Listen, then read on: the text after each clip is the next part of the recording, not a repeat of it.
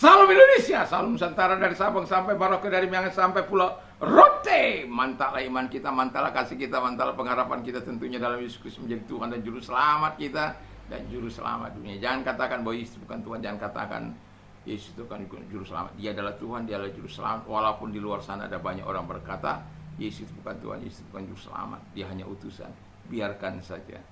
Dan tapi saya mau katakan, kalau engkau percaya engkau akan diselamatkan, kalau tidak percaya engkau akan dihukum. Yohanes 3 ayat 36.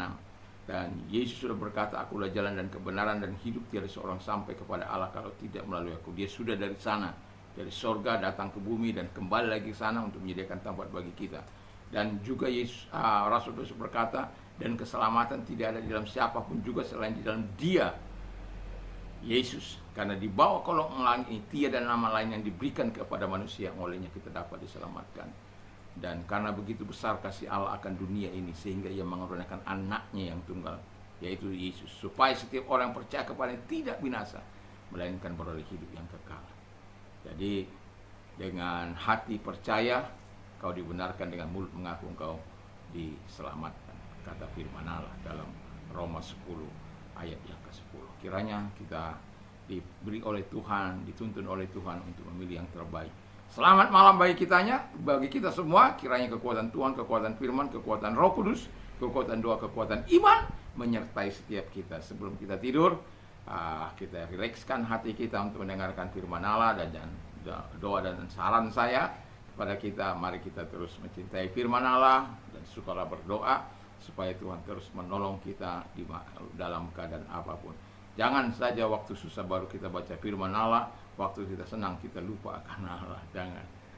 Dalam semua keadaan, karena dikatakan pray without ceasing, berdoalah tanpa berkeputusan. Tuhan Yesus memberkati. Mari kita tunduk kepala dan kita berdoa. Terima kasih. Biarlah kiranya Tuhan menolong kami untuk mengerti firman-Mu. Dalam nama Yesus, haleluya. Amin. Saya membacakan Matius 6 ayat yang ke-10. Your kingdom come, datanglah kerajaanmu, jadilah kehendak-Mu di bumi seperti di sorga. Ini penting bagi kita, datanglah kerajaan-Mu ya di bumi seperti di sorga. Ini adalah di mana ajaran Yesus untuk menunjukkan kepada kita pemerintahan rohani dari Allah ya di dalam kehidupan orang-orang percaya. Ini bukan soal pembebasan bangsa Israel pada waktu itu dari tangan penjajahan orang-orang Romawi. Tapi ini adalah pemerintahan spiritual yang Tuhan lakukan kepada bangsa Israel. Karena Tuhan masih mengingat janjinya itu. Tuhan masih mengingat janji yang dinyatakan kepada Abraham. Kalau Anda baca dalam, saya baca saja supaya lebih enak, Matius 8 ayat yang ke-11, demikian bunyi firman Allah. Aku berkata kepadamu, banyak orang akan datang dari timur dan barat dan duduk makan bersama-sama dengan Abraham, Ishak dan Yakub dalam kerajaan sorga. Jadi Tuhan mau ingatkan generasinya di masa dia hidup supaya jangan melupakan pemerintahan rohani ya yang akan dilakukan oleh Allah dalam setiap kehidupan orang percaya, supaya mereka ingat kembali kepada perjanjian yang sudah dibuat Allah antara Abraham dan Allah, di mana Allah ya memberikan yang terbaik bagi Abraham, bagi anak cucunya dan bagi orang-orang yang percaya. Dan tetapi sebaliknya Tuhan juga akan menghukum orang-orang yang tidak mau dengar-dengaran kepada Abraham. Karena kalau Anda baca di dalam Lukas 13:27-28, orang-orang yang melakukan kejahatan, orang-orang yang memberontak, mereka akan dicampakkan ke dalam api, bukan masuk ke dalam kerajaan surga, tetapi mereka justru dicampakkan. Dan itu kita tentu tidak akan biarkan. Dan biarkan pemerintahan rohani yang dari Tuhan itu berada dalam hidup kita. Yang kedua menghadirkan pemerintahan Kristus di hati orang percaya. Jadi saya setiap pagi mengatakan, atau setiap saya kali datang berdoa kepada Tuhan, tetapi terutama di pagi hari, saya mau katakan begini, bahwa setiap pagi berapa kali saya berdoa di pagi itu, maka segitu banyak kalilah saya akan berdoa. Ya biasanya 2-3 kali kan begitu. Satu kali ketika saya, 2 kali ketika berkumpul bersama, 3 kali ketika bersama keluarga. Kenapa saya mengatakan ini penting? Karena pemerintahan Yesus itu harus ada di hati kita. Karena di dalam Lukas 17 ayat 21 dikatakan, juga orang tidak dapat mengatakan, lihat dia ada di sini, lihat dia ada di sana, sebab kerajaan Allah itu ada di antara kamu. Jadi dia tinggal di hati kita, tinggal di hidup kita untuk dia memerintah, untuk dia menjadi raja di sana, dan untuk mengatur segala strategi yang dimana setan kadangkala membuat kita lupa daratan, ingat lautan. Saking ingat lautan, daratannya juga lupa. Tapi saya mau katakan, ini penting untuk menghadirkan pemerintahan Kristus di hati orang percaya. Dan kita harus terima itu, pemerintahan dari Allah. Supaya apa? Kerajaanmu datanglah, kehendakmu jadilah. Dan ketika kerajaan Allah datang dalam hidup kita, maka yang kita lakukan adalah kehendak Allah. Ketika kerajaan Yesus Kristus hadir di hati kita, maka kita dengan mudah untuk melakukan kehendak Bapa yang di surga. Mengapa? Karena Yesus sudah menjadi teladan dalam melakukan kehendak Bapa di surga. Tentu dia akan memberikan kekuatan, Roh Kudusnya, firman-Nya. Dia, Bapa sendiri menyertai kita. Wow, luar biasa. Jadi ingatlah bahwa Tuhan itu sangat baik kepada kita. Itu sebabnya datanglah kerajaanmu, jadilah kehendakmu. Datanglah kerajaanmu itu penting. Karena apa? Kalau kerajaan Allah ada dalam hati kita, kita dapat melakukan kehendak Allah dengan bebas. Kalau kerajaan Allah belum datang kepada kita, kita terpaksa jatuh bangun dalam pengiringan ini. Dan Yesus sudah mengajarkan kepada kita supaya kita berdoa, supaya kerajaan Allah itu betul-betul datang dalam kehidupan kita. Ini bukan sekedar hanya doa yang diajarkan oleh Yesus, hanya lalu berlalu begitu saja, tetapi kita harus hidupi doa ini dalam kehidupan kita. Tadi pagi saya mengatakan bagaimana kita sebagai orang percaya bahwa kita harus present and worship di hadapan Dia, ke Allah yang kudus itu. Lalu kemudian kita menyatakan permohonan kita kepada Allah dan bergumul tentang kehendak pekerjaan Tuhan di bumi ini, dan bergumul tentang kebutuhan kita juga, bergumul tentang apa istilahnya pergumulan kita juga. Kalau kita tidak bisa menang dalam pergumulan kita, bagaimana kita mau berdoa dengan orang lain? Bagaimana kita mau mendoakan orang lain sementara kita saja nggak bisa mengalami kemenangan itu? Itu sebabnya orang-orang pendoa syafaat itu haruslah orang-orang yang betul-betul sudah mengalami kemenangan terlebih dahulu dalam doa-doanya. Dia sudah mengalami pengalaman bersama dengan Tuhan. Dia sudah mengalami bersama karya Roh Kudus yang ada dalam kehidupannya. Sehingga dengan itu dia betul-betul menaruh beban itu dalam hatinya, sebagaimana yang memang Tuhan sudah adakan itu dalam hati manusia sebagai orang percaya. Karena dengan jelas dikatakan supaya kita mendoakan pekerjaannya. Datanglah kerajaanmu, jadilah kehendakmu. Kehendak Allah orang taat, kehendak Allah orang melakukan yang benar, kehendak Allah memuji dan menyembah, kehendak Allah orang saling mengasihi, kehendak Allah untuk hidup dalam kebenaran dan terang firman Allah, kehendak Allah untuk menjadi garam dunia. Seluruh kebenaran firman Allah, 31.176 ayat, 1189 pasal. Ya. Jadi kadangkala walaupun ada 31.176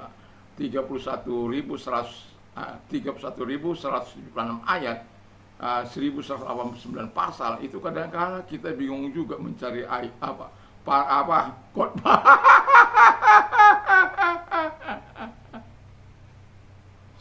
Ya, tetapi ya bersyukur bahwa ada banyak hal yang bisa kita pelajari dari firman Allah, dari sahabat-sahabat kita, dari apa yang kita dengar mungkin.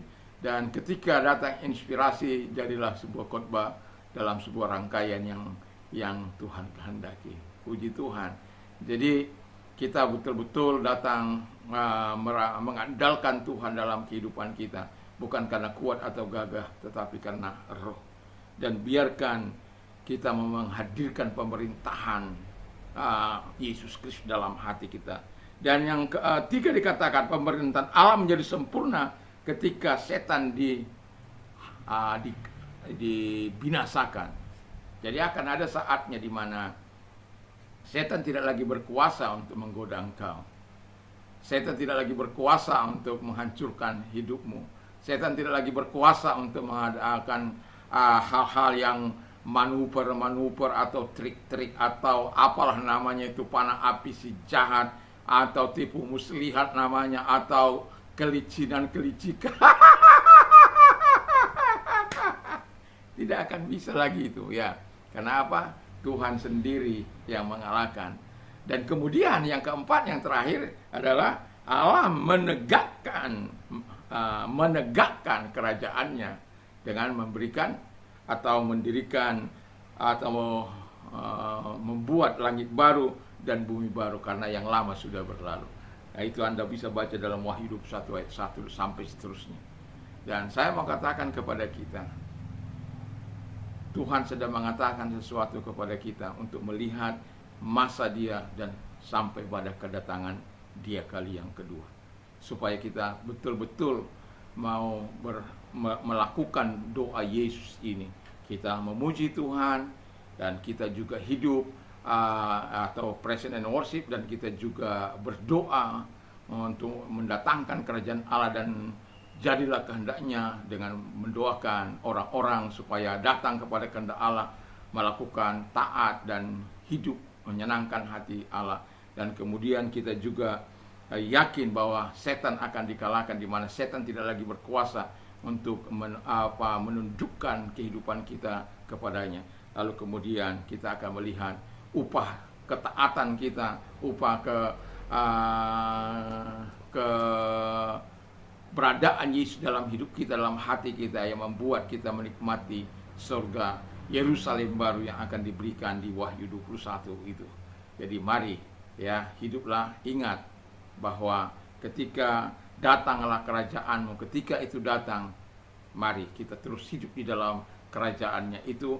Kita hidup dalam kerajaan yang dikehendaki oleh Allah itu, di mana Tuhan Allah Roh Kudus menjadi pemerintah yang sejati dalam kehidupan kita.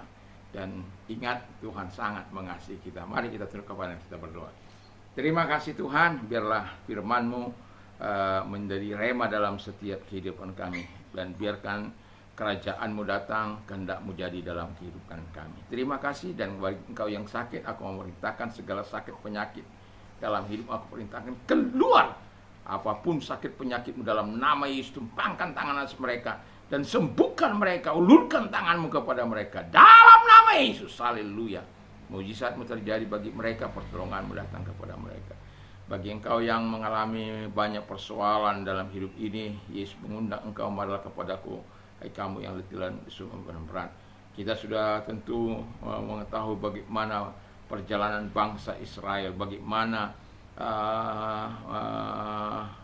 Abraham, bagaimana Ishak dan Yakub mengatasi kesulitan-kesulitan mereka, dan Tuhan memberkati mereka dan Tuhan menolong mereka. Kalau engkau mengandalkan Tuhan, Tuhan yang sama yang disembah Abraham, Ishak dan Yakub akan datang juga kepadamu untuk menolong engkau, menyatakan kuasanya, sebab Dia adalah pemilik kerajaan itu, dan Dia adalah pemilik kuasa kemuliaan sampai selama-lamanya. Dan ingat, kalau engkau orangnya, mari angkat kedua belah tangan kita berdoa. Terima kasih Tuhan, kami berdoa kepada mereka yang sedang mengalami masa-masa sulit. Mereka datang kepada mereka, menolong mereka, sebagaimana engkau mengeluarkan Ayub dari kesusahan mereka, engkau menolongnya, dan demikian juga engkau menolong umat-Mu, gereja-Mu yang sedang mengalami masa-masa sulit mereka.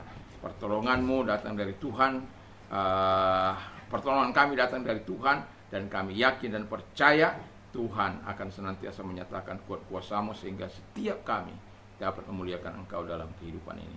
Di dalam nama Yesus kami bersyukur dan berdoa, Dan biarlah kekuatan Tuhan terus menyertai kami. Dalam nama Haleluya. Amin. Kiranya Tuhan Yesus memberkati kita. Kalau kita mau tidur, jangan lupa. Saran saya, mari kita baca firman Allah.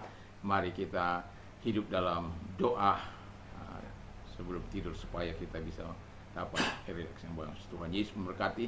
Mantap, mantap, mantap.